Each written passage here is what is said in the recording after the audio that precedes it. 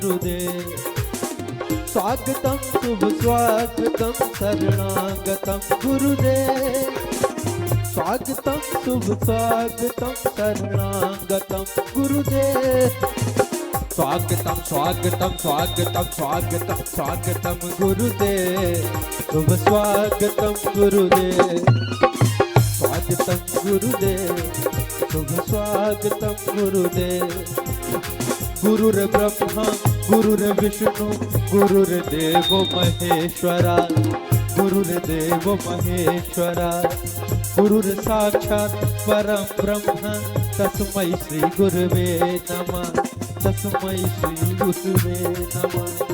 स्वागतम गुरुदेव। शुभ स्वागतम गुरुदेव। स्वागतम गुरुदेव। शुभ स्वागतम गुरुदेव।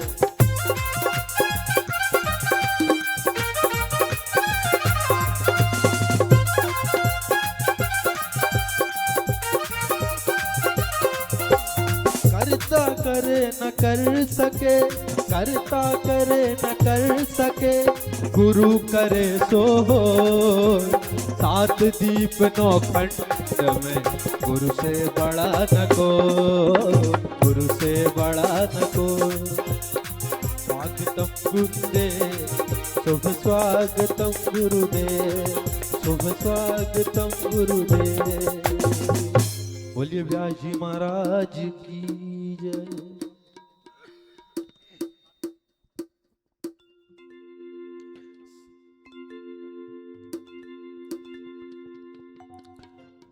श्री भागवत भगवान की है आरती। पापियों को पाप से है तारती।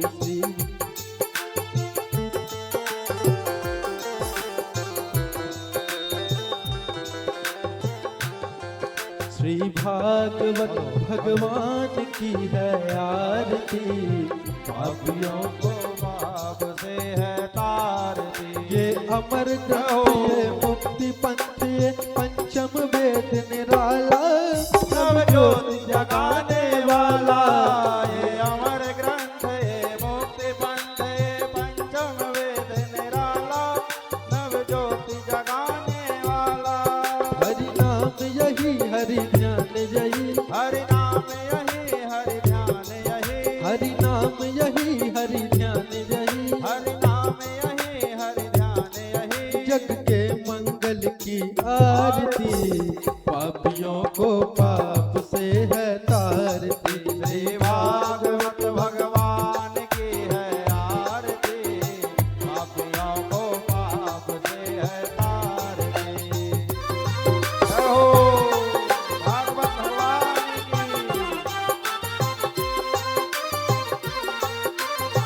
आप चलो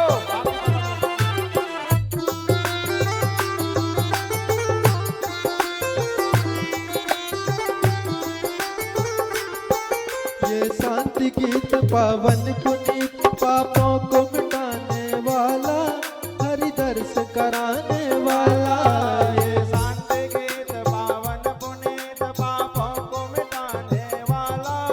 हरि दर्श कराने वाला। ये सुख करनी ये दुख हरणी। ये सुख करनी ये दुख हरणी। ये सुख करनी ये दुख हरणी। ये सुख करनी ये दुख हरणी। श्री मधुसूदन की आरती। पापियों को पाप से है तारती। श्री भागवत भगवान की है आरती।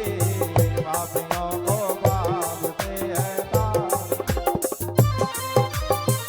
सभी लोग ताली की सेवा करते रहें। जय जय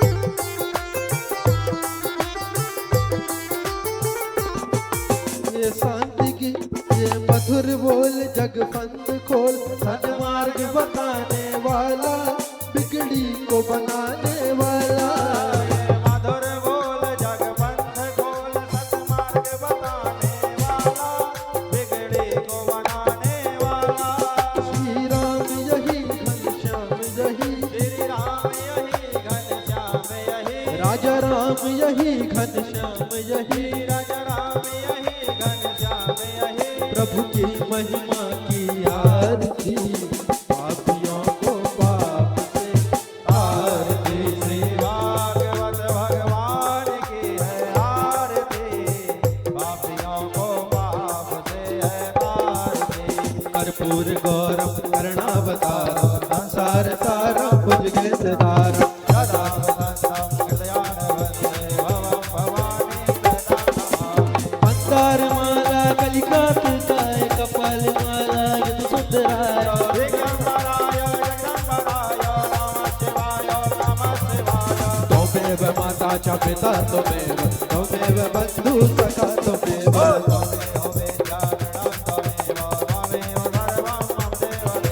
गुरुर्ब्रह्मा गुरुर्विष्णु गुरुर्देवो महेश्वराय,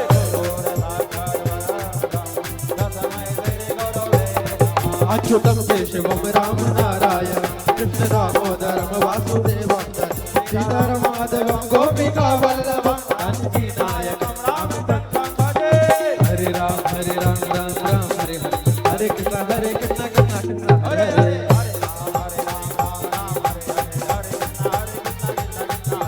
हरे राम राम राम हरे हरे, हरे कृष्ण कृष्ण कृष्ण हरे हरे। हरे राम राम राम हरे हरे, हरे कृष्ण हरे राम राम हरे हरे कृष्ण कृष्ण हरे हरे। हरे राम राम राम कृष्ण हरे कृष्ण हरे हरे, जन्मान्तरकृतानि च तानि सर्वाणि नक्षन्तो प्रदक्षिणायां पदे पदे। शीतलयितुं जगन्माता, शीतलयितुं जगत्पिता, शीतलयितुं जगद्धात्री, शीतलायै नमो नमः।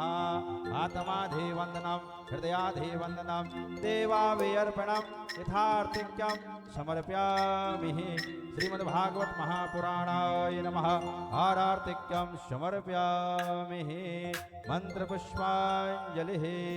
चावल फूल हाथ में लें और भगवान से प्रार्थना करें पुष्पांजलि के रूप में। ओम जगनेन जगमय जंतो देवास्तानि धर्माणि प्रथमान्यासन्नो देहनाकं महिमानः सचन्द्रजत पूर्वे चाद्याः शान्ति देवाः। हरिः ओम एकदन्ताय विद्महे वक्रतुण्डाय धीमहि तन्नो दन्ते प्रचोदयात्। हरिः ओम कात्यायनै च विद्महे कन्याकुमारै च धीमहि तन्नो शक्ति प्रचोदयात्। हरिः ओम नारायणाय विद्महे वासुदेवाय धीमहि तन्नो विष्णुः प्रचोदयात्। हरिः ओम महालक्ष्मै च विद्महे विष्णुपत्नै च धीमहि तन्नो लक्ष्मी प्रचोदयात्। हरिः ओम मेघलसुतायै च विद्महे नर्मदादिव्यै च धीमहि तन्नो रेवः प्रचोदयात्। हरिः ओम तत्पुरुषाय विद्महे महादेवाय धीमहि तन्नो रुद्रः प्रचोदयात्। शेवन्तिका विकुलजम्पटपाटिलब्जै पुण्याङ्गि जाति करवीरसाल पुष्पै बिल्वप्रभाल तुलसी दलमञ्जरीभिः त्वां पूजयामि जगदीश्वर मे प्रसीद। नानासुगन्धपुष्पाणि यथा कालोद्भवानि च पुष्पाञ्जलिमया धक्तो ग्रहणं परमेश्वरो। पापोऽहं पापकर्माहं पापात्मा पापसम्भव त्राहि मां पार्वतीनाथ त्राहि मां पुण्डरीकाक्ष सर्व पाप हरो भव। आवाहनम न जानामि तो वार्चनम पूजां च न जानामि क्षम्यतां परमेश्वर। मंत्रहीनं क्रियाहीनं भक्तहीनं सुरेश्वर। यत पुण्य स्मृत पुंडरीकाक्ष स भयंतरा शुचिभूर्वस्वः भगवते श्री प्राणपुरुषोत्तमाय नमः। प्रार्थना पूर्वकं नमस्कारान् समर्पयामि। बोलिए व्यास नारायण भगवान की जय, भागवत भगवान की जय, गुरुदेव भगवान की जय हो, बाके बिहारी लाल की जय हो, राधा रानी सरकार जय की, हो, गौ माता की जय हो, धर्म की, जय हो, धर्म का दास हो, प्राणियों में सद्भावना हो, विश्व का कल्याण हो, गौ माता की, जय हो, सनातन धर्म की, जय हो, माता पिता की, जय हो, गुरुदेव भगवान की, जय हो, भक्त और भगवान की, जय हो, व्यास नारायण भगवान की, जय हो, परीक्षित जी भगवान की, जय हो। नर्महा नर्मदे हर।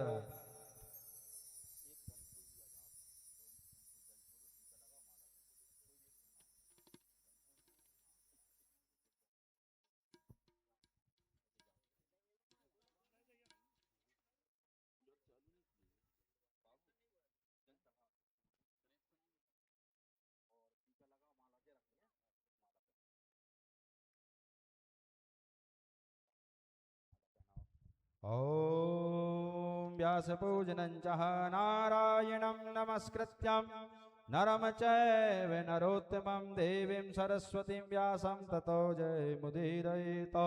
गुरुर्ब्रह्मा गुरुर्विष्णु गुरुर्देवो महेश्वराय गुरुर्साक्षात् परब्रह्म तस्मै श्री गुरुवे नमः। अखण्डमण्डलाकारं व्याप्तं येन चराचरं तत्पदं दर्शितं येन तस्मै श्री गुरुवे नमः। ध्यानमूलं गुरुर्मूर्ति पूजामूलं गुरुपदं मन्त्रमूलं गुरुर्वाक्यं मोक्षमूलं गुरुकृपा। वसुदेवसुतं देवं कंसचारुणमर्दनं देवकी परमानन्दं कृष्णं वन्दे जगद्गुरुं। बोलिए व्यास नारायण भगवान की जय, भागवत भगवान की जय, गुरुदेव भगवान की जय।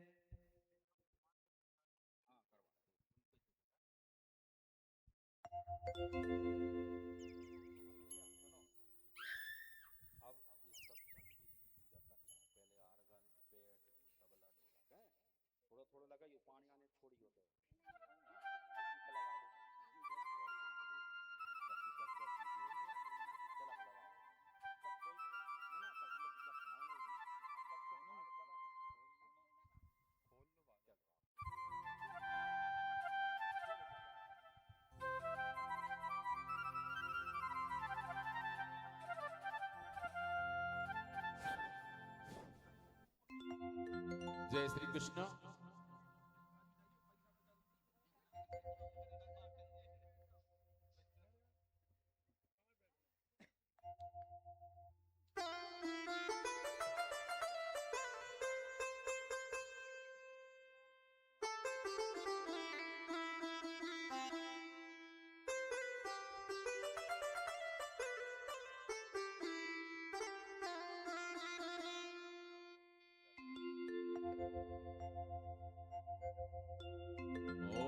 वंशी विभूषित करान्नो नीरदाभात् पीताम्बराधरुण बिंब फलाधरोष्टात् पूर्णेन्दु सुंदर मुखादर विंद नेत्राद कृष्णाद परम किमपि तत्तमहं न जाने। बर्हापीडं नटवर वपुः कर्णयोः कर्णिकारं बिभ्रदभाषः कनककवशं वैजयन्तीं चामालां रन्धान वेणोर्धरसुधया पूरयन् गोपवन्दै वृन्दारण्यं सुभद्रमणं प्राविशद्गीतकीर्ति। दौरिभ्यां व्रजन्तं व्रजमदनमिव शन्तं ग्वालतः प्रौलसन्तं मन्दं मन्दं वहन्तं मुरली मधुरं कृष्णचरणारविन्दे। नीलाम्भुजश्यामलकोमलाङ्गं सीतासमारोपितवामभागं पाणौर्महाशायकचारुचापं नमामि रामं रघुवंशनाथं मनोजवं मारुततुल्यवेगं जितेन्द्रियं बुद्धिमतां वरिष्ठं वाताञ्जं वानरयूथमुख्यं श्रीरामदूतं शरणं प्रपद्ये। अतुलितबलधामं स्वर्णशैलाभिदेहं धनजवनकृशानं ज्ञानिनामाग्रगण्यं सकलगुणनिधानं वानराणामधीशं रघुपतिप्रियभक्तं वातजातं नमामि। गुरुर्ब्रह्मा गुरुर्विष्णु गुरुदेवो महेश्वरा गुरुः साक्षात् परं ब्रह्म तस्मै श्री गुरवे नमः। तस्मै श्री गुरवे नमः। त्वमेव माता च पिता त्वमेव बन्धुश्च सखा त्वमेव विद्या च द्रविणं त्वमेव सर्वं मम देव त्वमेव सर्वं मम देव। आइए हम अपनी वाणी को पहले पवित्र कर लें। वाणी को पवित्र किए बगैर भगवान की कथा सुनना ऐसा ही है जैसे उल्टे घड़े में पानी का डालना। तो भगवान का भजन अत्यंत आवश्यक है। जब जीवन में भक्ति आती है तब भगवान के प्रति अनुराग पैदा होता है। बगैर भक्ति के भगवान के प्रति अनुराग पैदा नहीं होता है। आइए हम थोड़ा सा अपनी वाणी को पवित्र कर लें। श्री राम जय जय राम जय जय विघ्न हरण हनुमान। श्री राम जय राम जय जय राम जय विघ्न हरण हनुमान। श्री राम जय जय राम जय राम जय जय राम श्री राम जय जय राम जय जय विघ्न हरण हनुमान। श्री राम जय जय राम जय जय विघ्न हरण हनुमान। श्री राम जय जय राम जय जय विघ्न हरण हनुमान। श्री राम जय जय राम जय जय विघ्न हरण हनुमान। श्री राम जय जय राम राम जय राम जय जय राम। श्री राम जय जय राम श्री राम जय जय राम। श्री राम जय जय राम श्री राम जय जय राम। श्री राम जय जय राम श्री राम जय जय राम। श्री राम जय जय राम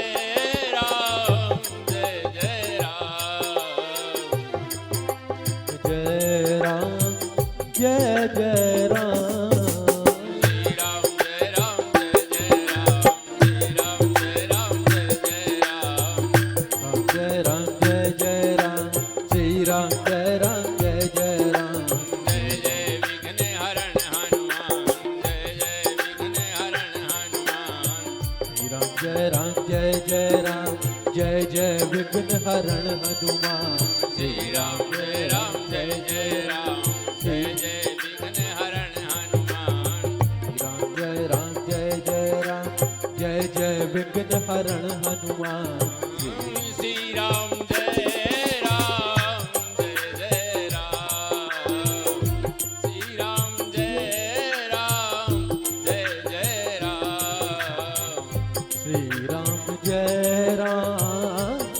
जय राम। श्री राम जय राम जय जय राम। श्री राम जय राम जय जय राम। श्री राम जय राम जय जय राम। श्री राम जय जय राम। श्री राम जय जय राम। श्री राम जय जय राम। श्री राम जय जय राम। जय जय विघ्न हरण हनुमान।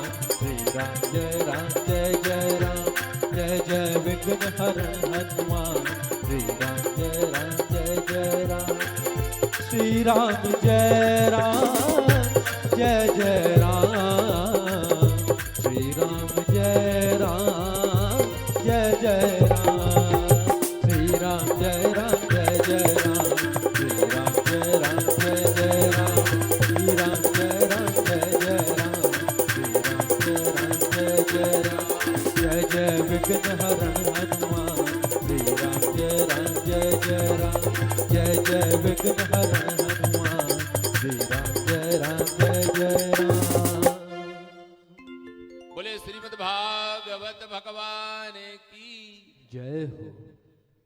देखिए, श्रीमद् भागवत हम क्यों सुनते हैं?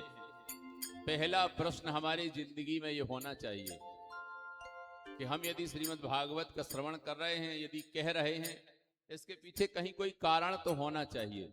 और वह कारण ये है कि भगवान जो हैं हमसे संतुष्ट रहें। तो हमसे भगवान संतुष्ट रहें तो हमारा जीवन सुख समृद्धि से युक्त होगा। परंतु जीवन में जब भगवान हमसे संतुष्ट नहीं होंगे तो सीधी सी बात है, हमारे जीवन में सुख शांति नहीं रहेगी। श्रीमद् भागवत क्या कहती है? स्वयं श्री भगवान नारायण जो है अपने श्रीमुख से ब्रह्मा जी के प्रति कुछ कह रहे हैं और श्रीमद् भागवत का महात्म्य कह रहे हैं। महात्म्य क्या है कि श्रीमद् भागवतम नाम पुराणम लोक विस्तृतम और श्रृंग्यात् श्रद्धया युक्तो मम संतोष कारणम। ये जो श्रीमद् भागवत है ये लोकों में विख्यात है और इसका जो भी, इस पुराण का जो भी प्रतिदिन श्रद्धा से युक्त होकर के, श्रद्धा से यानी प्रेम के साथ में होकर के श्रवण करता है, जो यह मेरे संतोष का कारण है। जो भी व्यक्ति भगवान की इस कथा को सुनता है भगवान उससे संतुष्ट रहते हैं। यह पठेत प्रयतो नित्यम श्लोकम भागवतम सुत। इस भागवत का जो नित्य पाठ करता है, इस भागवत को जो नित्य भजता है, अष्टादश पुराणानाम फलमापनोति मानवः। ये 18 पुराणों के पाठ का फल प्राप्त वह कर लेता है जो श्रीमद् भागवत को नित्य पढ़ता है। यावत् दिनानि हे पुत्र शास्त्रम भागवतम ग्रहे। हे पुत्र ब्रह्मा जी, मनुष्य जितने दिनों तक अपने घर में भागवत शास्त्र रखता है, बोले तावत पिबंती पितरः क्षीरम सर्पिर मधुदकम। यानी उतने समय तक उसके जो पितर हैं ना, जो पितृलोक में उसके पितर हैं, वो दूध, घी, मधु और मीठा जल पीते हैं। सीधी सी बात है कि हमारे जो माता पिता हैं, हमारे जो बुजुर्ग हैं, वह यदि अच्छे से भोजन कर रहे हैं तो उनका आशीर्वाद हमको लगता है। और यदि जो शरीर छोड़ करके पितृलोक चले गए हैं, हमारे जो भी पूर्वज हैं, तो यदि हमारे किसी कारण से यदि वो मधु पीते हैं, दुग्ध पान करते हैं, ठीक है, घी पीते हैं, तो उसमें उनका कितना आशीर्वाद हमारे साथ नहीं होता है। अच्छा, ये पितर जो हैं, यदि पितृ नाराज हो जाएं तो संतानोत्पत्ति नहीं होती है। उसका केवल एक कारण है कि जब पितृ नाराज होते हैं तो अगली संतति जो होती है हमारे घर में, जो वंश वृद्धि हमारे घर में होती है, वो वंश वृद्धि नहीं होती है। यच्छन्ति वैष्णवे भक्त्या शास्त्रम भागवतम ही ये और कल्पकोटि सहस्त्राणि मम लोके वसंति ते।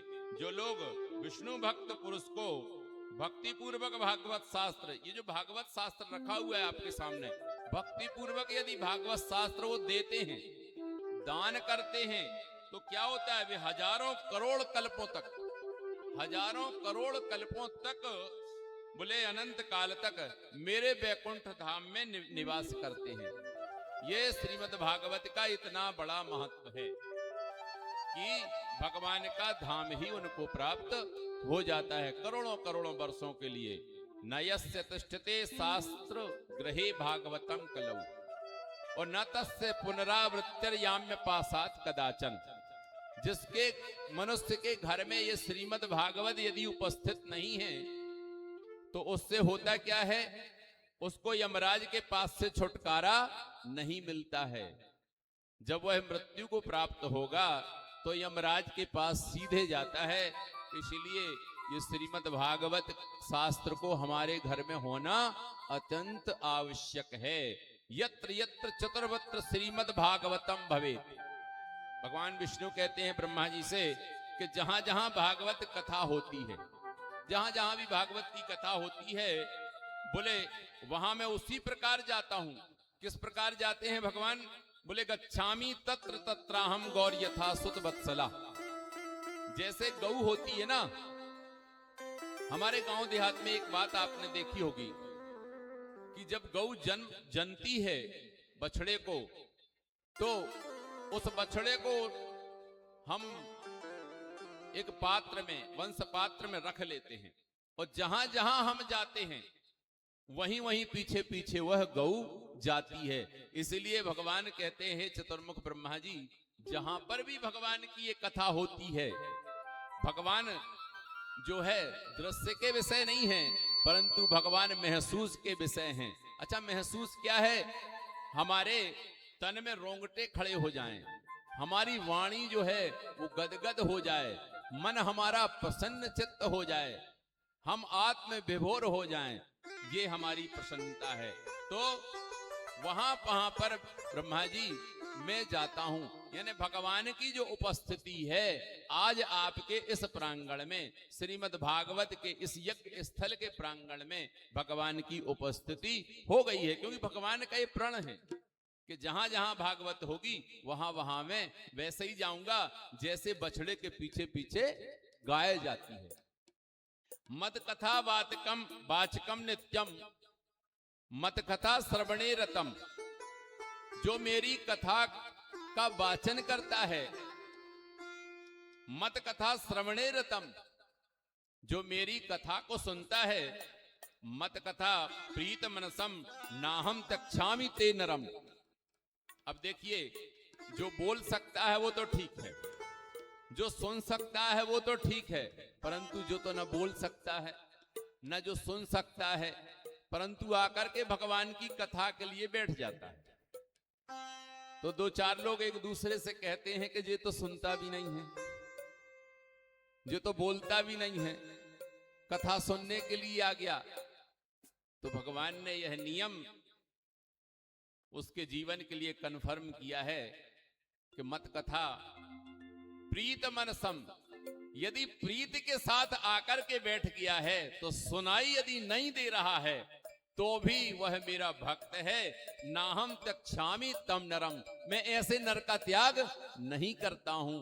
इहलोक में सुख शांति और परलोक में परमात्मा की उपलब्धि, जैसे ही हम इस शरीर को छोड़ते हैं परमात्मा की उपलब्धि हमारे जीवन में हो जाती है। उत्थाय प्रणमेद यो वै श्रीमद् भागवतम नरः, उठ करके खड़ा होकर के जो श्रीमद् भागवत को प्रणाम करता है, धन पुत्रांश तथा दारान भक्तिम चा प्रददाम्यहम्, उस व्यक्ति को मैं अच्छी धर्म पत्नी, धन धान्य से परिपूर्णता और अच्छा पुत्र प्रदान करता हूं। केवल खड़े होकर के जो श्रीमद् भागवत को प्रणाम कर लेता है। भगवान श्री नारायण अपने श्री मुख से ब्रह्मा जी के प्रति ऐसा कह रहे हैं कि भागवत की कितनी महिमा है। अच्छा, भागवत की जो महिमा है वो आदि भौतिक, आदि दैविक और आध्यात्मिक तीनों प्रकारों के ताप को मिटाने वाली है। सच्चिदानंद रूपाय विश्वोत्पत्त्यादि हेतवे तापत्रय विनाशाय श्री कृष्णाय वयम नुमः।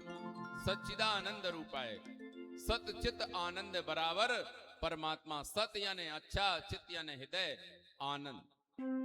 जिसका चित्त अच्छा है उसके जीवन में आनंद है, वही श्री कृष्ण है। विश्वोत्पत्त्यादि हेतवे, इस सारे विश्व को का निर्माण करने वाला, अपने में समा लेने वाला वह परमात्मा।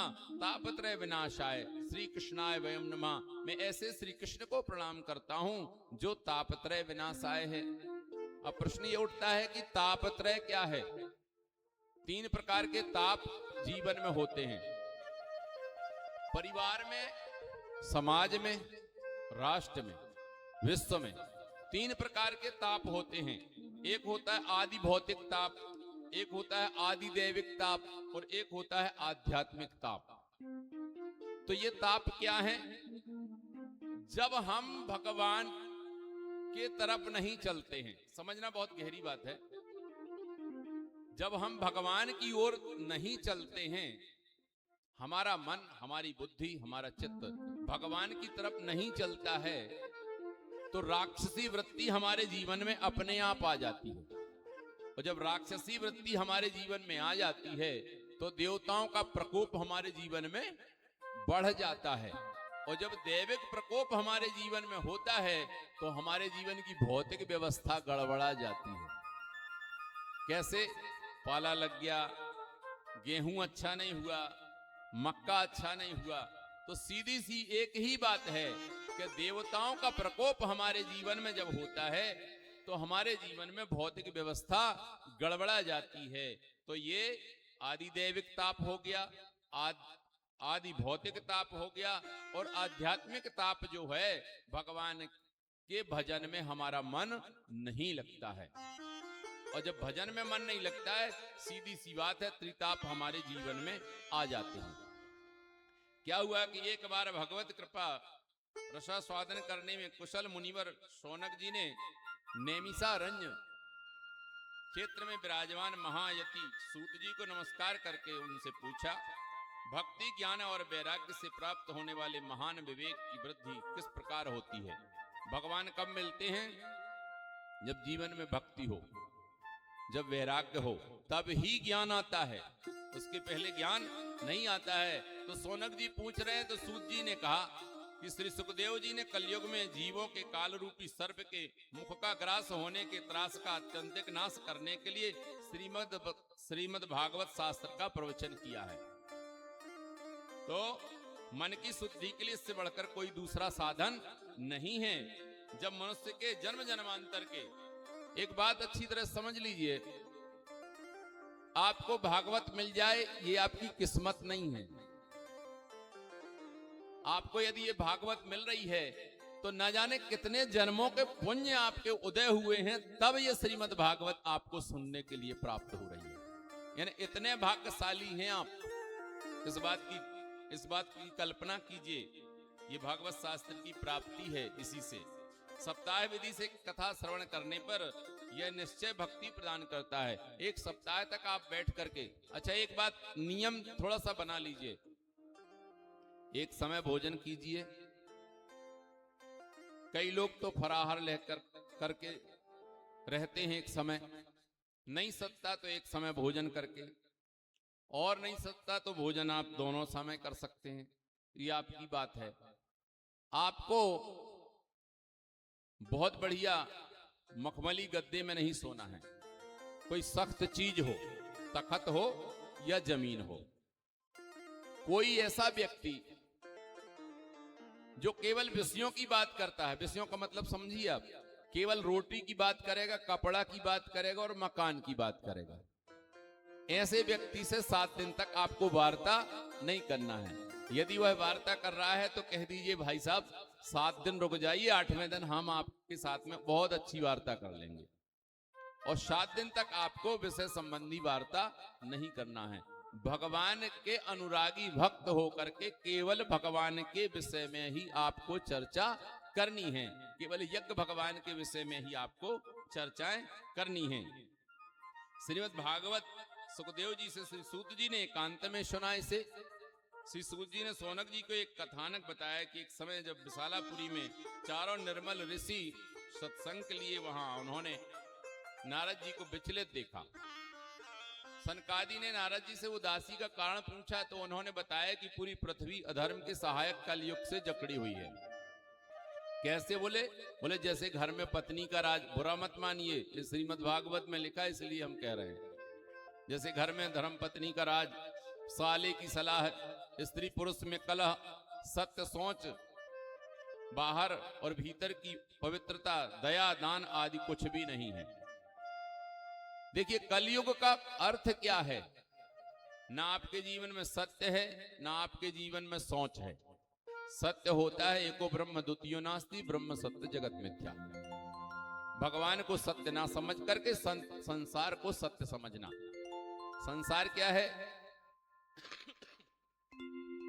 संसार ऐसा ही है जैसे आप घर में आप गए और रस्सी पड़ी थी, तो रस्सी को जब आपने देखा तो अंदर के लिए आवाज लगाई कि जरा टार्च लेकर के आना, कहीं ऐसा तो नहीं कि महाराज हैं। तो जब टार्च आई तो देखा तो रस्सी थी, लग रहा था कि महाराज हैं।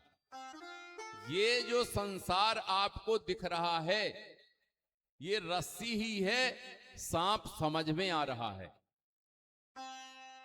ये एको ब्रह्म द्वितीयो नास्ति, ब्रह्म सत्य जगत मिथ्या। इसे थोड़ा संक्षेप में आपको हम समझाएंगे। जब आपने जन्म नहीं लिया था तब हवा चल रही थी कि नहीं चल रही थी? हवा चल रही थी। जब आपने जन्म लिया और जीवन जिया और अभी भी आप हैं, तो हवा चल रही है कि नहीं चल रही? सांस अंदर और बाहर जा रही कि नहीं जा रही? जा रही है ना। हम आप नहीं रहेंगे तो हवा क्या बंद हो जाएगी? तो एको ब्रह्म द्वितीयो नास्ति, ब्रह्म सत्य जगत मिथ्या। जैसे मिट्टी का घड़ा पहले तो था नहीं, बाद में बना, फिर फूट गया। तो मिट्टी पहले थी, फिर मिट्टी का घड़ा बना तो भी मिट्टी थी, और घड़ा टूट गया तो फिर भी मिट्टी है। तो मिट्टी तो थी, मिट्टी तो है, और मिट्टी तो रहेगी। हवा तो थी, हवा तो है, हवा भी रहेगी। हम नहीं थे, आज हैं हम, आप कल नहीं रहेंगे। तो ये ही संसार है। एको ब्रह्म द्वितीयो नास्ति, ब्रह्म सत्य जगत मिथ्या। यानी संसार मिथ्या है। हम जो दिख रहे हैं ये मिथ्या है, इसे हम मान लें। तो इसलिए सत्य क्या है? परम सत्ता। नारद जी ने कहा, इस तरह पृथ्वी पर विचरता हुआ यमुना जी के तट पर पहुंचा। एक युवती अपने 2 पुत्रों से परेशान थी। उसके दोनों पुत्र वृद्ध एवं बेहोश थे, जोर जोर से सांसें ले रहे थे। युवती ने नारद जी से कहा कि नारद जी आप ठहर जाइए, आप जैसे जो संत हैं उनका दर्शन मात्र ही पर्याप्त है।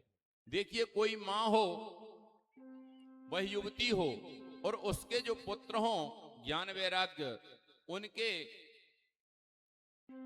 चेहरे पर झुर्रियां हों, बाल सफेद पड़ गए हों, बीमार हों, उठाने से उठ ना रहे हों, तो वही युवती जिसका नाम भक्ति है परेशान होगी कि नहीं होगी? अत्यंत परेशान होगी। नारद जी ने प्रयास किया, परंतु नारद जी के प्रयास से वो उठ नहीं रहे। भगवान की जो भक्ति है, इस कलयुग में जीव को भक्ति यदि युक्त होते हैं तो वे पापी होने पर बेखटके भगवान श्री कृष्ण के अभय धाम को प्राप्त करते हैं। सूत जी ने सौनक जी से कहा कि नारद जी ने ज्ञान वैराग्य को जगाने का बड़ा प्रयास किया। कानों में वेद ध्वनि की, वेदांत घोष किया, बार बार गीता पाठ करने पर आलस्य से के कारण वे जम्हाई लेते हुए सो गए। नारद जी हैरान हैं। आकाशवाणी हुई, एक साधन है, इनकी निद्रा और बुढ़ापा चला जाएगा, क्या है परंतु स्पष्ट नहीं कहा। सनकादि मुनीश्वर नारद जी को मिल गए। तो नारद जी से कहा कि मां चिंता कुरु देवर्षे, हर्षम चित्ते समावह, उपायः सुख साध्योत्र वर्तते पूर्व एव ही। देवर्षि आप चिंता ना करें, इनका उपाय है। ये जो आपने उपाय किया परंतु ये जगे नहीं, गीता पाठ से भी नहीं जगे, ध्वनि वेद ध्वनि का आपने उच्चारण किया वह भी, वेद ध्वनि की वह भी नहीं जगे। इसका एक उपाय है।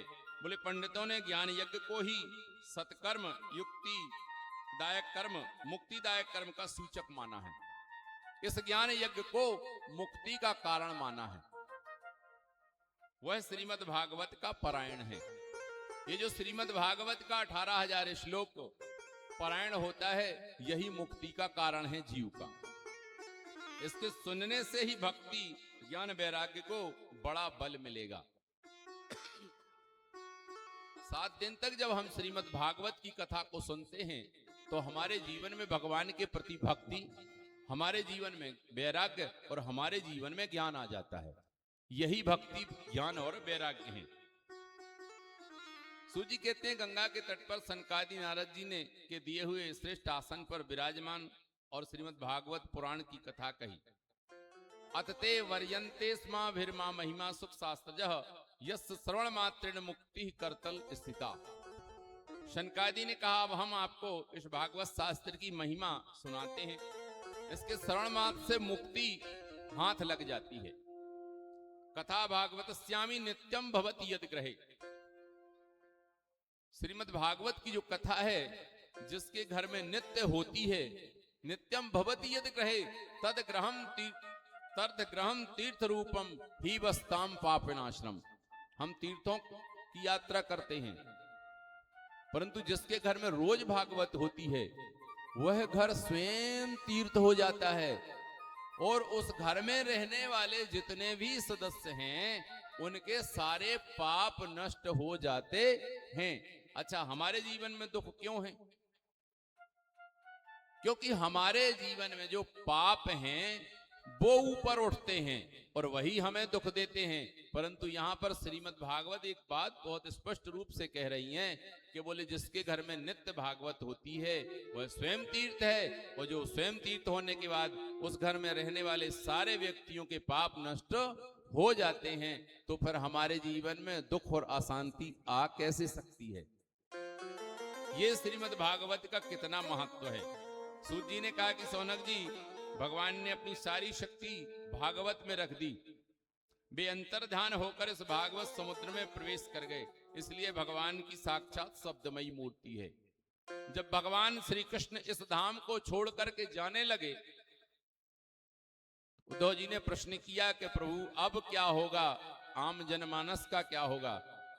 तो भगवान ने कहा कि मैं इस श्रीमद् भागवत में स्वयं प्रवेश कर जाता हूं और जो शब्दमयी मूर्ति है वो भगवान की है। जो शब्द उच्चारण आपकी तरफ हो रहे हैं वो हमारे शब्द नहीं हैं, बल्कि ये शब्द स्वयं श्री कृष्ण के हैं। क्योंकि भगवान की ये जो श्रीमद् भागवत है ये शब्दमयी मूर्ति बन गई है। जिस समय सनकादि मुनीश्वर कथा की महिमा कह रहे थे, वहां पर तरुणावस्था को प्राप्त हुए अपने दोनों पुत्रों के साथ लिए विशुद्ध प्रेम रूपा भक्ति बार बार श्री कृष्ण गोविंद हरे मुरारी का अकस्मात कहते हुए अकस्मात प्रकट हो गई। भक्ति तुरंत भगवत भक्तों के हृदय में जा विराजी।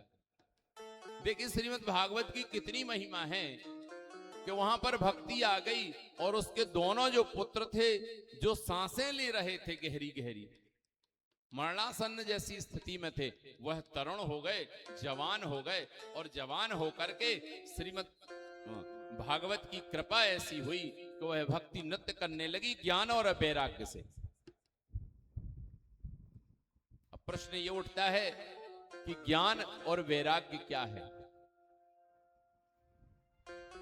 वैराग्य किसे कहते हैं? वैराग्य कहते हैं वही हटा दो राग बचा। राग किसे कहते हैं?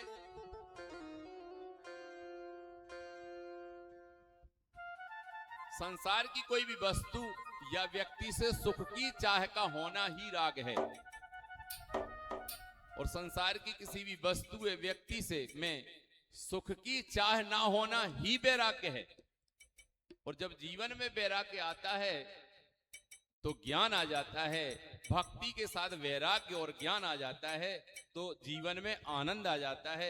यही आनंद ही भगवान श्री कृष्ण की प्राप्ति है। आइए भगवान का हम थोड़ा मंडली के साथ भजन करते हैं। श्री कृष्ण गोविंद हरे मुरारी, हे नाथ नारायण वासुदेव। श्री कृष्ण गोविंद हरे मुरारी, हे नाथ नारायण वासुदेव। देखिए ये जो हल्का जल, हल्की जो आंधी, हल्का जो जल है ना, ये मेरी जिंदगी का अनुभव है। सर्वप्रथम जब 2009 में मैंने भागवत की थी तो हल्की बूंदें आई थी। ये बूंद नहीं, भगवान के फूल हैं, इन्हें फूल समझ करके स्वीकार कीजिए और क्या कहिए? श्री कृष्ण गोविंद हरे मुरारी, हे नाथ नारायण वासुदेव। श्री कृष्ण गोविंद हरे मुरारी, हे नाथ नारायण वासुदेव। ओ हे नाथ नारायण वासुदेव, हे नाथ नारायण वासुदेव। हे नाथ नारायण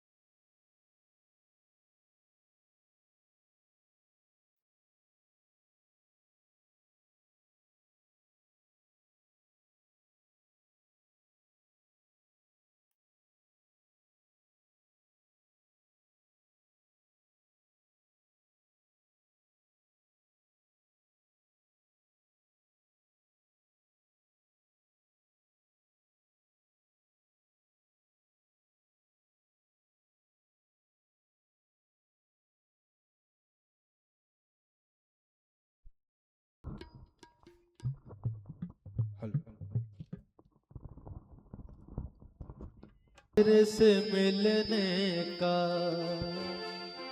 सावरे से मिलने का सत्संग ही बहाना है। सावरे से मिलने का सत्संग ही बहाना है। चलो सत्संग में चले, चलो सत्संग में चले, हमें हरि गुण गाना है। सावरे से मिलने का सत्संग ही बहाना है।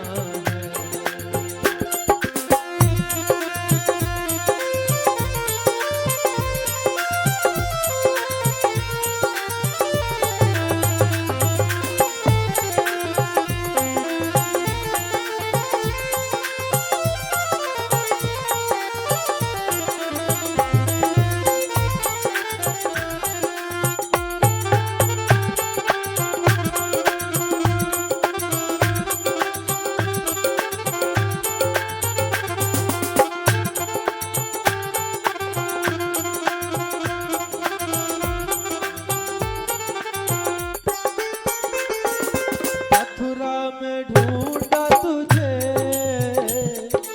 गोकुल में पाया है। मथुरा में ढूंढा तुझे, गोकुल में पाया है। वृंदावन की गलियों में, वृंदावन की गलियों में मेरे श्याम का ठिकाना है। सावरे से मिलने का सत्संग ही बहाना है।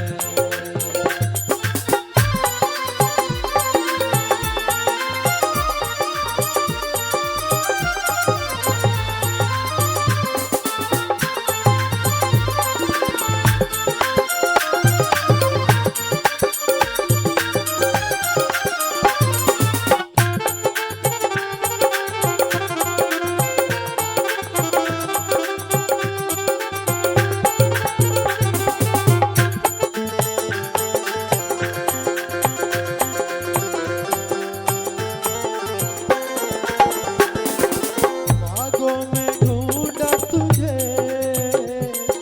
फूलों में पाया है।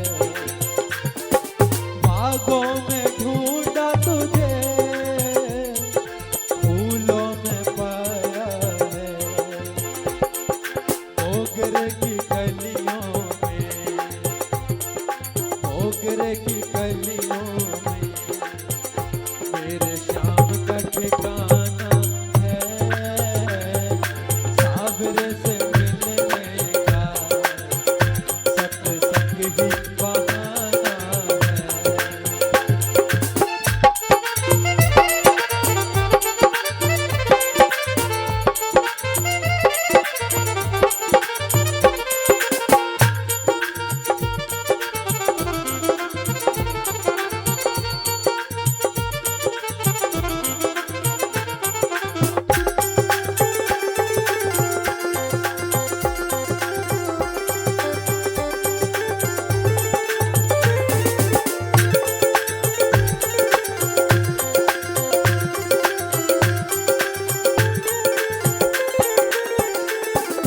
सखियों ने ढूंढा तुझे,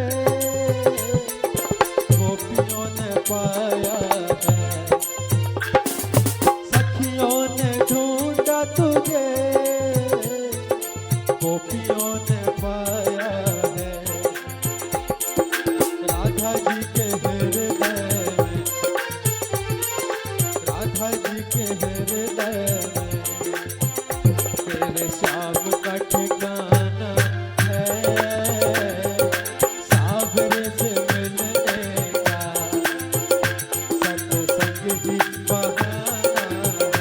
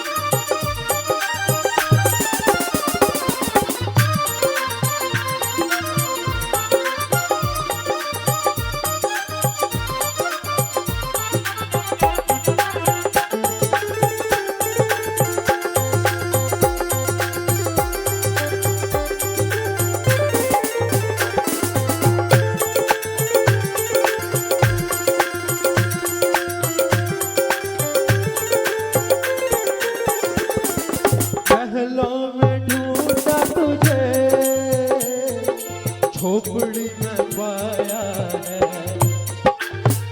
महलों में ढूंढा तुझे, झोपड़ी में पाया है।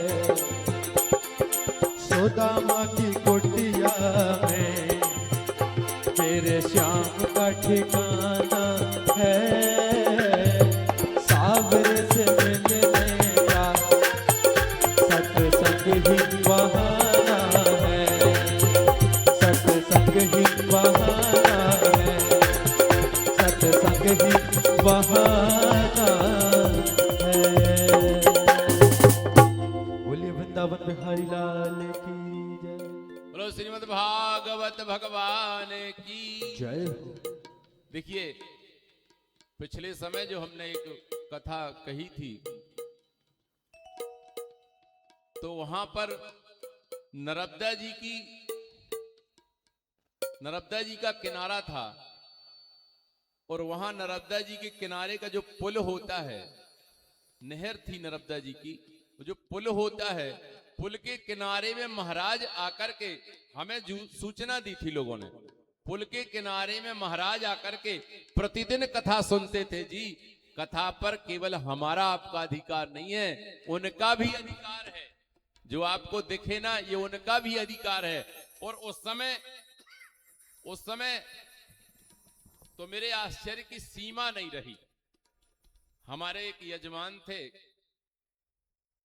यजमान जाकर के उन्हें ऐसा लगा कि ये महाराज हैं ही नहीं है, और जाकर के महाराज को ऐसा हिलाया। सोचिए आप, ऐसा हिलाया उनको, तो हल्के से हिले, परंतु उन्होंने मारा नहीं। कितनी बड़ी बात है, ये भगवान की कृपा नहीं तो और क्या है।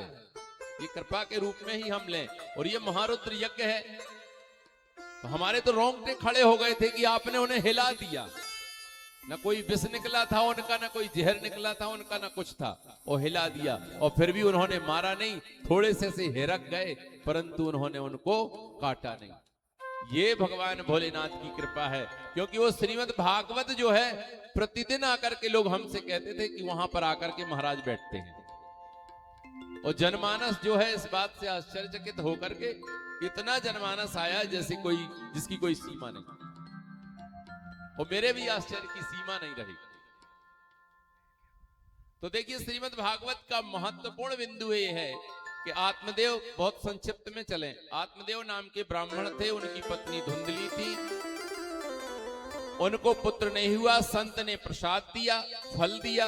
उस फल को धुंधली ने नहीं खाया और गाय को खिला दिया। गाय से गोकर्ण हुए और अपनी बहन के बच्चे को बता दिया धुंधली ने कि ये मेरा ही पुत्र है। आत्मदेव प्रसन्न हो गए। वो बड़ा हुआ, बड़ा आताताई था, धुंधकारी, बच्चों का अपराध करना, कहीं भी चोरी करना, डाका डालना, सब कुछ, क्या कर्म नहीं थे उसमें। और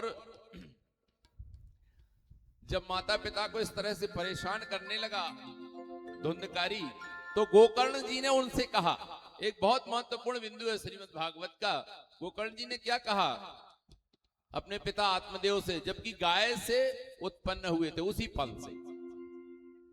बोले, असारा खलु संसारो और दुख रूपी विमोह कहा। असारा खलु संसारो, यह संसार असार है। हमने आपको व्याख्या की ना संसार की अभी अभी, तो यही श्रीमद् भागवत कह रही कि ये जो संसार है, यह असार है, अत्यंत दुखरूप और मोह में डालने वाला है। और बोले क्या कहा? बोले, स्वतः कस्य धनम कस्य, स्वतः कस्य धनम कस्य स्नेहवान ज्वल तेनिशम। अरे पुत्र किसका और धन किसका, घर किसका? और जो स्नेहवान व्यक्ति होता है वो रात दिन जलता रहता है और अंत में मोह के कारण उसे नरक की प्राप्ति होती है। इसलिए अपने मन को इस संसार में, इससे पहले कि हमारा शरीर हमसे छूटे, इससे पहले, बहुत अहम बिंदु है, इससे पहले कि हमारा शरीर हमसे छूटे, हमें अपने मन को रोटी कपड़ा और मकान से दूर कर लेना चाहिए।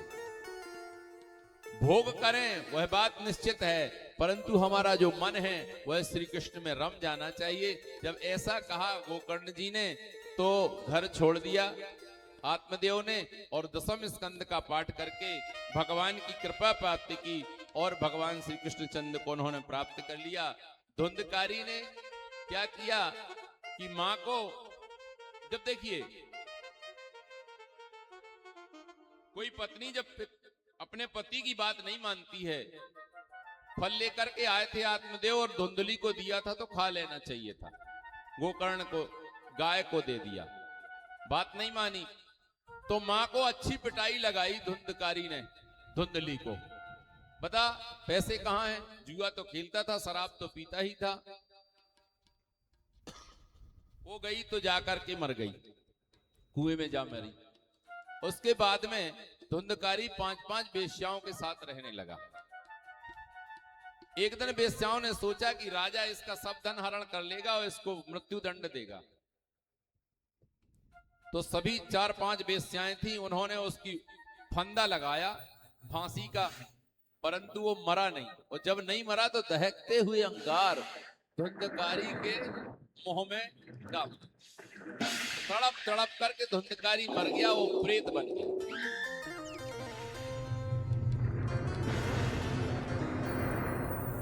क्या है हमारे कथा का थोड़ा सा एक नियम है, आगे बात आएगी, एक बात ध्यान रखना, स्वर और शब्द में आगे चलकर की बात करेंगे। जब हम कथा कहते हैं तो हम कोई स्वर नहीं लेते, केवल शब्द और केवल शब्द, क्योंकि ये भगवान की शब्दमयी मूर्ति है तो ये शब्द ही निकलते हैं, और जो शब्द निकल रहे हैं वो स्वयं श्री कृष्ण है, इसलिए उसमें स्वर की आवश्यकता नहीं है। तो जब प्रेत बन गया धुंधकारी तो गोकर्ण जी एक दिन आए अपने घर में, वो तो चले गए थे घर को छोड़ करके, तो आंगने में आकर के सो गए। ये प्रेत रूप में आकर के तरह तरह से परेशान किया गोकर्ण जी को। उन्होंने जल लेकर के अभिमंत्रित करके जल उसके ऊपर डाला तो उसकी वाणी स्पष्ट हुई कि मैं तुम्हारा भाई हूं और इस कुकर्म के कारण मैं प्रेत, भयंकर प्रेत बन गया हूं, तो मेरी मुक्ति करो किसी भी तरह से। गोकर्ण जी तो ज्ञानी थे, उन्होंने भगवान सूर्य से पूछा, भगवान सूर्य ने कहा कि श्रीमद् भागवत कथा आप करें और श्रीमद् भागवत के प्रमाण से यह तर जाएगा। श्रीमद् भागवत की गोकर्ण जी ने तो धुंधकारी जो था, ये 7 गांठ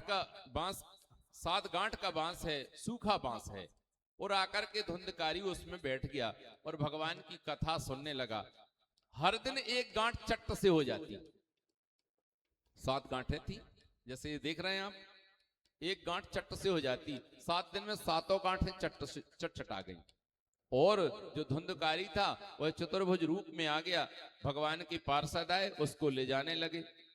तो गोकर्ण जी ने प्रश्न किया कि कथा तो सबने सुनी, ये प्रेत बस क्यों तरा, हम लोग क्यों नहीं तरे? तो भगवान के पार्षदों ने एक ही बात कही, आपने गाय को देखा है? गाय जो है पीस पीस करके यहां पर रख लेती है, वो फिर उसको आराम से खाती है, ठीक है ना? जो व्यक्ति अपनी जिंदगी में कथा को सुनता है, गुनता है और धारण करता है, गाय की तरह ग्रास प्राप्त करता है अपने जीवन में, भगवान श्री कृष्ण की कृपा उस पर होती है, वह मुक्त हो जाता है, वह भगवान के धाम को प्राप्त होता है। ऐसा ही किया धुंधकारी ने। देखिए, जो व्यक्ति अपने जीवन में उसनीदा है वो टूटी खाट नहीं देखता, जो भूखा है वह बासा भात नहीं देखता। धुंधकारी प्रेत था, परेशान था, अतृप्त था, भगवान की कथा बड़े ही ध्यान से, चिंतन से सुना और सुनते सुनते मुक्त हो गया।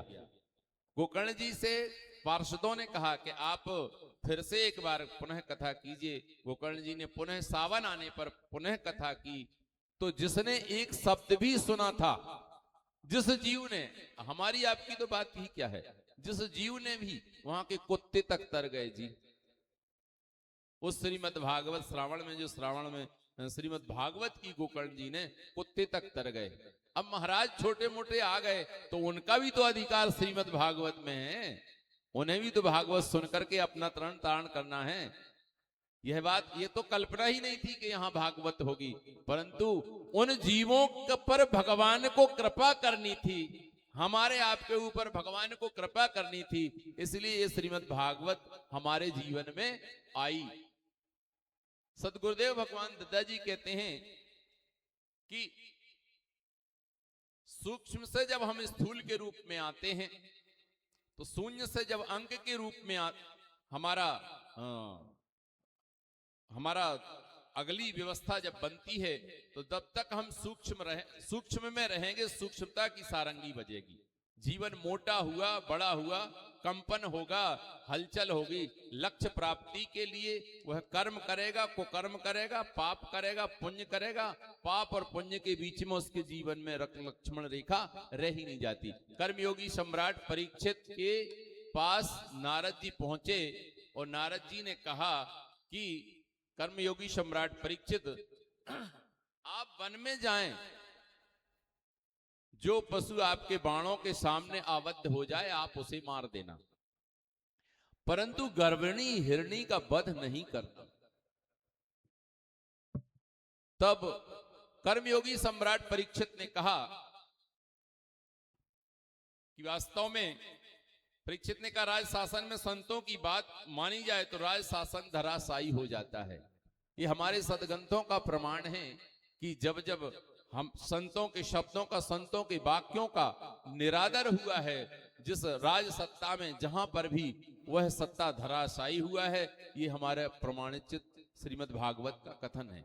क्योंकि संत जो महिमा है, संत महिमा ऐसी है कि उसे मालूम है कि आपको किस रास्ते से हमें ले जाना चाहिए और किस रास्ते से हमें नहीं ले जाना चाहिए। कर्मयोगी सम्राट परीक्षित गए तो एक गर्भिणी हरणी का वध कर दिया और जाकर के वही बाण उसको गुलेचने लगे और पूछ रहे हैं, तुम्हें कैसी पीड़ा हो रही है, मृत्यु में तुम्हें कैसी पीड़ा हो रही है। गर्भचारिणी हिरणी ने श्राप दिया कि यदि मैंने अपने एक ही पति से अनुराग किया है तो हे राजन, मैं श्राप देती हूं, जैसी पीड़ा मुझे हो रही है ऐसी पीड़ा तुम्हें 7 दिन तक होती रहेगी। जो गर्भचारिणी हिरणी का श्राप हुआ, वास्तव में गर्भचारिणी हिरणी नहीं थी, ना उसके गर्भ में कोई बच्चा था। भगवान जो है, भावना के गर्भ में जो भाव होता है, भावना ही हिरणी है, भाव ही उसका बच्चा है। भावनाओं के गर्भ में जो भाव होता है, वह भाव भगवान को अत्यंत प्रिय होता है। एक शब्द और आप बहुत अच्छी तरीके से समझ लें, मन वचन और कर्म से अकारण किसी को दुखी करना श्री कृष्ण को दुखी करने के बराबर है। व्यवस्थाएं बदल गई। कर्मयोगी सम्राट परीक्षित गए तो एक संत ध्यानस्थ थे, प्यासे थे, भूखे थे। उन्होंने कहा कि आप हमें पानी पिलाइए, परंतु वो उन्होंने सुना नहीं, वह ध्यानस्थ थे। देखिए, जब बुद्धि खराब होती है, मन खराब होता है, चित्त खराब होता है, तो हम उल्टा कार्य करते हैं अपने जीवन में। और वो जो ऋषि थे वो समीक थे। समीक ऋषि के गले में मरा हुआ सर्प डाल दिया, ये सोच करके कि ढोंगी बाबा है, अभी कुछ गड़बड़ लगेगा तब अपने आप समाधि खुल जाएगी। देखिए, हमारा आंखों से सोना होता है और संतों का ध्यान से सोना होता है, चित्त से सोना होता है, योगियों का ध्यान से सोना होता है, आंखों से नहीं। आंखों से सोओगे तो संसार दिखेगा और समाधि और चित्त से सोओगे तो संसार का रचयिता दिखेगा। हमारे जीवन की तलाश क्या है कि संसार का रचयिता हमें मिलना चाहिए। यही ऋषि बालक श्रृंगी सामने आ गया और कौशिकी नदी के जल से आचमन करके अपने वाणी रूपी वज्र का प्रयोग किया। क्या कहता है उनका पुत्र आकर के, बालक इति लंघित मर्यादम तक्षकः सप्तमी हनि और दक्षंती इसम कुलंगारम चोदितो में तद्रुहम। कुलंगार परीक्षित ने मेरे पिता का अपमान करके मर्यादा का उल्लंघन किया है, इसलिए मेरी प्रेरणा से आज के 7वें दिन उसे तक्षक सर्प डस लेगा। और जैसे ही ये श्राप दिया, कर्मयोगी सम्राट परीक्षित अपने महल में पहुंचे, चारों तरफ से महल जलने लगा और एक भद्र महिला पहुंची। कर्मयोगी सम्राट परीक्षित ने कहा कि तुम कौन हो? बोले मैं ऋषि बालक की श्राप हूं। 7 दिनों तक मृत्यु में जैसी पीड़ा होती है ऐसी तुम्हें पीड़ा होगी, और 7वें दिन तुम्हें काल के गाल में कौलित कर लूंगी। बोले इसके कोई उपाय है? बोले हां, चुटकी बजाऊंगी, एक हाथ में ज्योति जलेगी, उस ज्योति में आप अपना दाहिना हाथ रख देना, आप जल करके राख हो जाएंगे। देखो, 2 भावना दौड़ी जिंदगी में, अच्छी तरह समझना। एक तो राख होना, 7 दिन तक घुट घुट के नहीं मरना है, मत मरो, अभी मरना है अभी मरो, परंतु ज्योति जलेगी, ज्योति में हाथ रखेंगे और हम भस्म हो जाएंगे। एक तो होता है भस्म होना और एक होता है खाक होना। राख होना और खाक होना। राख होना क्या है, खाक होना क्या है? राख होना तो शरीर का बदलना है, इस शरीर को छोड़ा और दूसरे शरीर को ग्रहण किया, यह है राख होना। सारे संसार को हम यही देखते हैं ना, राख हो जाता है, 4 कंधों पे जाते हैं, ले जाते हैं, जाकर के वह राख हो जाता है। परंतु राख होने में और खाक होने में कौड़ी और मोहर का अंतर है। देखिए, सूरदास की बात अनुसरण करने की, जब सूरदास को भगवान नहीं मिले तो उन्होंने अपनी दोनों आंखों में सूजी गुच्छ ली। यदि कोई गुरु महाराज किसी से कहेंगे कि आपको भगवान मिल जाएंगे, तो बोले क्या है? बोले आप भी अपनी दोनों आंखों में सूजी गुच्छ लो। तो हम तैयारी तो कर लेंगे सूजी गुच्छने की, और जैसे ही पास में हम सूजी को ले जाएंगे तो लगेगा कि कहीं गटपट ना लग जाए, कहीं कुछ गड़बड़ ना हो जाए। इसलिए हम सूरदास नहीं बन पाएंगे। कहने का अर्थ यह है कि खाक बनना क्या है? जब तक तुम कुछ हो, परमात्मा तुमसे दूर है। तुम जब तक अपने आप को समझते हो कि तुम समझते नहीं मैं कुछ हूं, तब तक भगवान तुमसे दूर है। और जब तुम कुछ भी ना रहे अपने आप में, तब भगवान तुम्हारे पास में है। भद्र महिला कहती है 7 दिन तक नहीं जीना, मत जियो, अभी मरना है तो अभी मरो, राख बनो, जीवन धन्य बनेगा। पर आज तक हम राख हो नहीं सके। कहने को तो लोग कहते हैं कि राख बनो। अच्छा, खाक बनना क्या है? खाक बनना उसको कहते हैं, सदगुरुदेव भगवान दद्दा जी का जो तात्पर्य है कहने का, खाक बनना उसको कहते हैं जिसके जीवन में ये जो शरीर है ये हमारे लिए है, हमारी धर्मपत्नी, हमारे बच्चों, हमारे परिवार बस के लिए है। ये अभिमान का प्रतीक है। और जब यही शरीर सब लोगों के लिए हो जाता है, जो जिस कार्य के लिए आता है, जिसकी मदद जो चाहिए होती है, निष्काम भाव से प्राप्त करने की इच्छा ना हो, देने के बाद लेने की इच्छा ना हो, उस भाव से जब वह व्यक्ति अपने परिवार की तरह सबकी मदद करने लगता है, तो यहां पर अभिमान से स्वाभिमान प्रकट होता है, और स्वाभिमान ही खाक बनना है। तो खाक बनोगे तो परमात्मा मिलेगा, और राख बनोगे तो दोबारा फिर जन्म मिलेगा, और यदि गड़बड़ कर्म रहे तो भूत बनोगे, प्रेत बनोगे। पता नहीं कोई भाई गोकर्ण जैसा मिला, भागवत कराया, हमारे लिए नहीं कराया, हम तरे नहीं तरे, प्यासे घूम रहे, मतलब का निकला जिंदगी का। ये शरीर, इस शरीर की परिभाषा क्या है? ये साधना का साधन मात्र है। जैसे एरोप्लेन एक स्थान से दूसरे स्थान पर छोड़ने के लिए है, इसीलिए इसी तरह से ये जो शरीर है एक स्थान से दूसरे स्थान, अगला जन्म लो या परमात्मा के धाम पहुंचो, तो 2 में से कुछ एक चीज आपको चाहिए। अभी साहब ने अपने प्रस्ताव पर ज्योति जलाई, धीरे धीरे पास चले जा रहे हैं। कर्मयोगी सम्राट परीक्षित मंत्री गणों से मिल रहे हैं, भाई अब तुम राजपाट देखना, तुम ये करना, ऐसा करना, इसी तरह से बहाना कर रहे हैं कि मरना ना पड़े, कोई बात आ जाए। कहा भी जाता है, बोले हम तो मरना ही चाहते थे, वो तो आकर के पड़ोसन ने हमें बचा लिया, हम तो मर ही गए होते। भाई किसके लिए? मरना है तो खाक बनो, राख बनने का कोई मतलब ही नहीं है जिंदगी में, क्योंकि राख बनोगे प्रेत बनोगे, दूसरी योनि प्राप्त होगी, मतलब का निकला मनुष्य तन का। तो कर्मयोगी सम्राट परीक्षित जैसे ही ज्योति पर हाथ रखना चाहते हैं, वैसे ही नारद जी ने पीछे से हाथ खींच लिया। बोले ये क्या कर रहे हैं आप? बोले नहीं नारद जी, अब राख हो जाने दीजिए और आपके चरणों में मैं प्रणाम करता हूं, मैं क्षमा मांगता हूं। आपने मुझसे कहा था कि किसी गर्भचारिणी का वध आप मत करना, परंतु मैंने वध कर दिया, मैं आपके चरणों में क्षमा मांगता हूं। नारद जी ले गए, सुखदेव जी के चरणों में गंगा के किनारे किया है।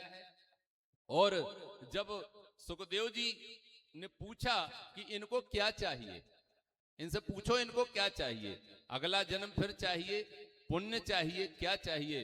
तो कर्मयोगी सम्राट परीक्षित ने कहा कि मृत्यु के रूप में जीवन नहीं, जीवन को अंत के रूप में चाहिए। भाई ऐसे कितने जन्म हैं जब हम मृत्यु को प्राप्त हुए, पुनरति जन्मम पुनरति मरणम की स्थिति से निजात पाना है। बोले अब पुनः जन्म ना हो, इस बात की व्यवस्था हमारे जीवन में हो, और यदि पुनः जन्म हुआ तो नारद जी आपने संत चरणों में, सुखदेव जी के हाथ में मेरा हाथ देने का फायदा क्या हुआ? तो कर्मयोगी सम्राट परीक्षित ने कहा कि मुझे जीवन अंत के रूप में चाहिए। अच्छा, ये प्रश्न है कि जन्म क्या है, मृत्यु क्या है, जीवन क्या है, अनंत क्या है, अंत क्या है? तो जन्म है किसी मां के गर्भ से हम जन्म लेना, और फिर मृत्यु को प्राप्त होना, और फिर जन्म लेना, ये चलते रहना, इसी का नाम जीवन है। अच्छा, हमें लगता है कि हम 10, 50 साल, 70 साल की जो जिंदगी जी गए, यही जीवन है। अरे ये जीवन का जरा सा टुकड़ा है, जरा सा टुकड़ा, ये हम चलते रहते हैं। मनुष्य तन फिर 84 लाख योनि, मनुष्य तन फिर 84 लाख योनि, ये हम चलते रहते हैं। इसी चलते रहने का नाम जिंदगी है, इसी चलते रहने का नाम जीवन है। कर्मयोगी सम्राट परीक्षित क्या कहते हैं? अगले जन्म में भी सार्वभौम सम्राट बना देना, ऐसा सुखदेव जी से उन्होंने नहीं कहा। उन्होंने कहा कि जीवन मुझे अंत के रूप में चाहिए, जीवन मुझे पुनः जन्म के रूप में नहीं चाहिए। पुनः अब राजा मुझे नहीं बनना।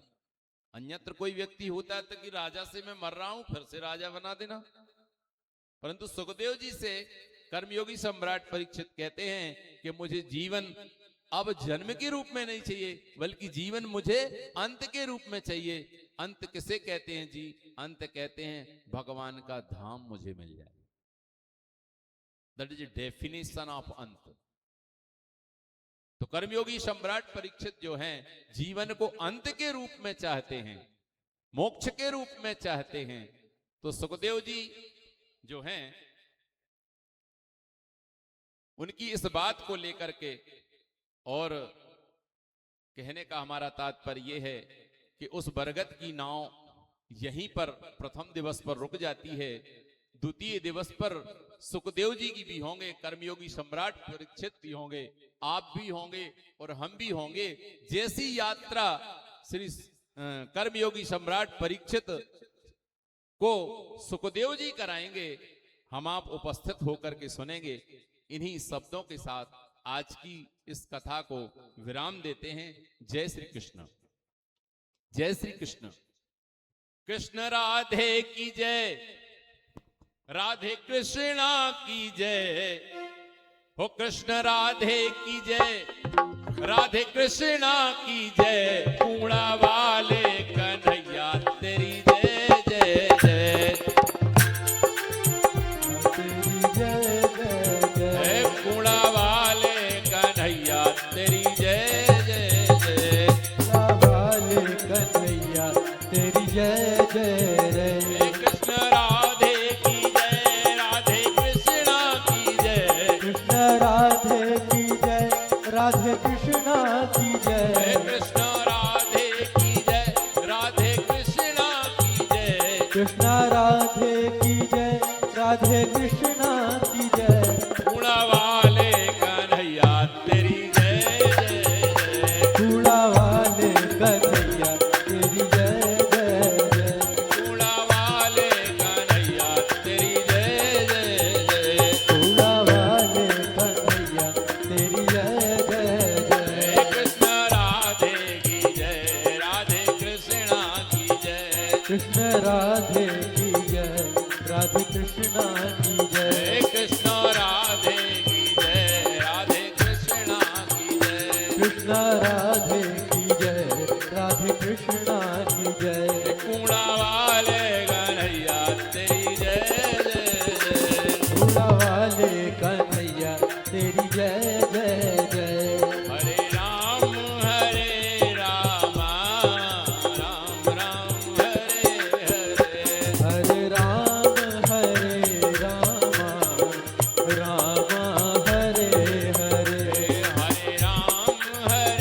राम राम हरे हरे। हरे राम राम हरे हरे। हरे कृष्ण कृष्ण कृष्ण हरे हरे। हरे कृष्णा कृष्णा कृष्णा हरे हरे। हरे कृष्ण कृष्ण कृष्ण हरे हरे। हरे कृष्णा कृष्णा कृष्णा हरे हरे।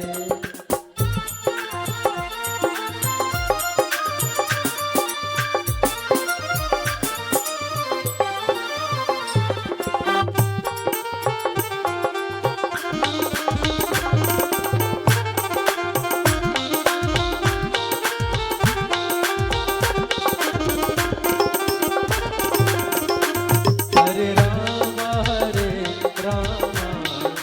राम हरे हरे।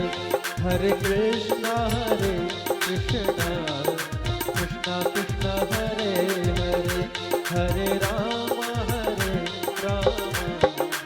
राम हरे हरे। आइए भगवान की आरती। पंडित जी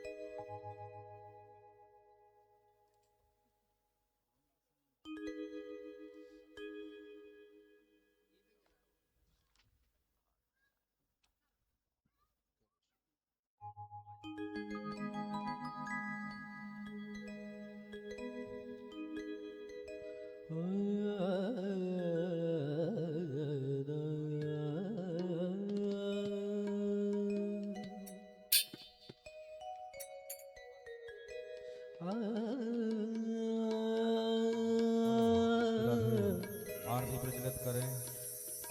ओम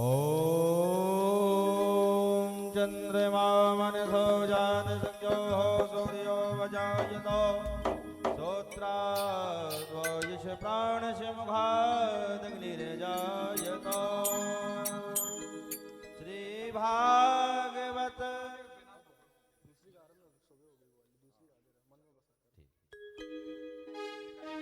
मन में बसा कर तेरी मूर्ति, उतारूं मैं गिरधर तेरी आरती।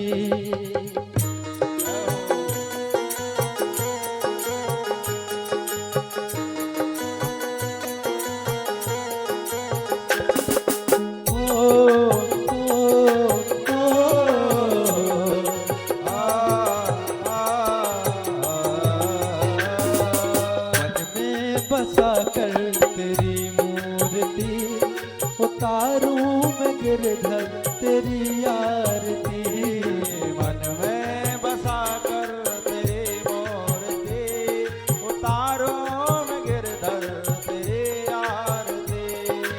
मन में बसा कर तेरी मूर्ति, मन में बसा कर तेरी मूर्ति, उतारो मैं गिरधर तेरी आरती। मन में बसा कर तेरी मूर्ति, उतारूं मैं गिरधर तेरी आरती। मन में बसा कर तेरी मूर्ति, उतारो मैं गिरधर तेरी आरती।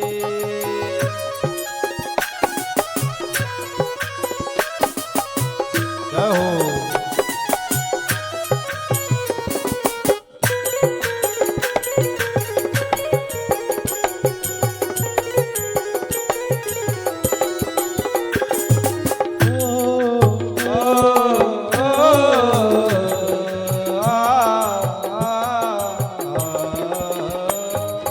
करुणा करो कष्ट हरो ज्ञान दो भगवान, भव में फंसी नाव मेरी तार दो भगवान। करुणा करो कष्ट हरो ज्ञान दो भगवान, बहु में फंसे नाव मेरी तार दो भगवान। दर्द की दवा तुम्हारे हाथ है, दर्द की दवा तुम्हारे हाथ है।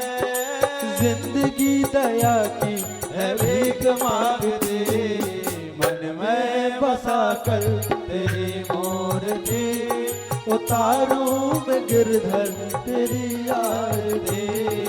मन में बसा कर तेरी मूर्ति, उतारो मैं गिरधर तेरे आरती। जय हो भागवत भगवान की, तालियों की सेवा करते जाए। जय जय श्री राधे।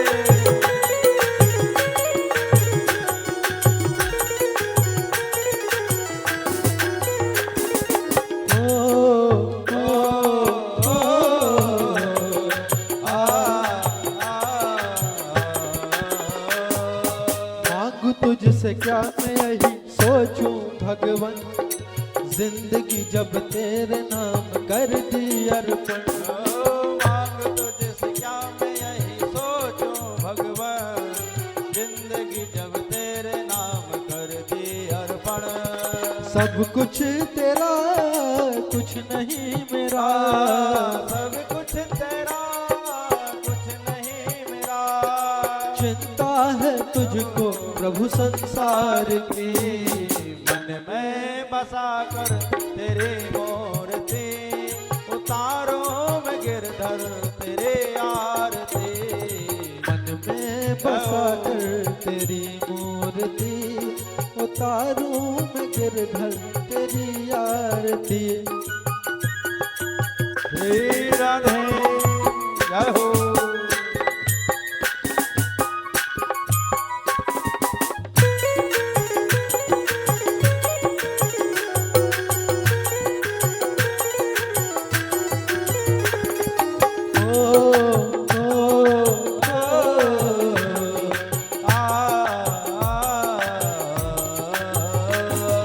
वेद तेरी मुद्रा संत करे ध्यान, नारद गुणगान कर छेड़ वीणा तान। वेद तेरी महिमा करे संत करे ध्यान, नारद गुणगान करे छेड़ वीणा तान। जय हो। वेद तेरी महिमा करे संत करे ध्यान, नारद गुणगान करे छेड़ वीणा तान। भक्त तेरे द्वार करते हैं पुकार, भक्त तेरे द्वार करते हैं पुकार। दास भक्त तेरी गाएं आरती, मन में बसा कर तेरी मूर्ति, उतारूं मैं गिरधर तेरे आरती। मन में बसा कर तेरी मूर्ति, उतारूं मैं गिरधर तेरी आरती। उतारूं मैं गिरधर तेरे आरती, उतारूं मैं गिरधर तेरे आरती। कर्पूर गौरम कर्णावतार, संसार सारम भुजगे सहार। सदा वसन्ना मंदार माला कलिकातिकाय, कपाल माला सुंदराय।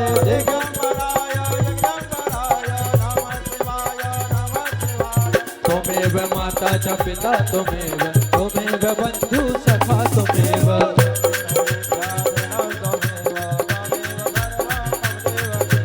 गुरु है ब्रह्मा गुरु है विष्णु, गुरु है देवो महेश्वर। साक्षात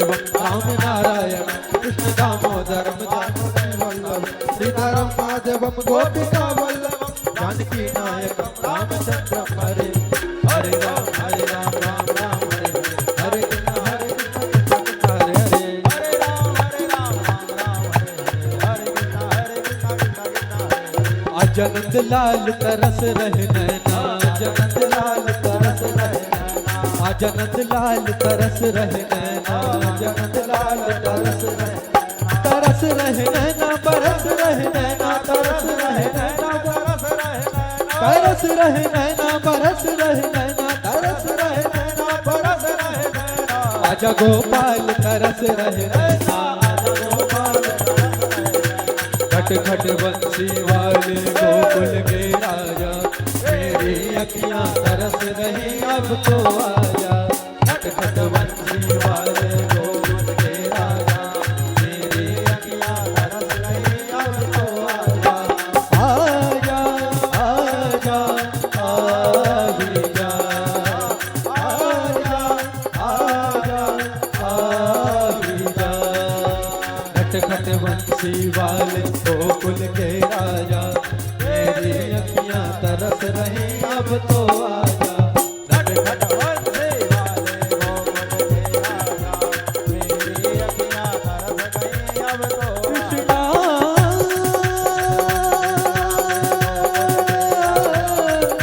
हरे कृष्णा हरे